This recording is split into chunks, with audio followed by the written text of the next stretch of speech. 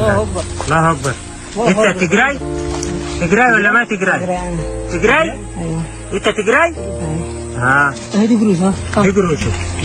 የትግራይ እናቶች ሆይ ልጆቻችሁን ከዋት የሞት ድግስ ታደጉ። ከአርኤስኤፍ የተላለፈ መልእክት። ይህ መልእክትም የትግራይ እናቶች ሆይ ህዋት ለገንዘብ ብሎ ልጆቻችሁን የናንተ ጉዳይ ወዳልሆነው የሱዳን ጦርነት መላኩን አቁሙ። ብዙ ወጣቶች በከንቱ እየረገፉ ነው። እኛ ይህን ወጣት ልጅ ማርከነዋል። በፍጹም አንገለውም።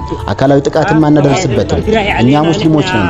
ሃይማኖታችን በምርኮ የተያዘን ወታደር ግደሉ ወይም አቁስሉ ብሎ አያስተምርም።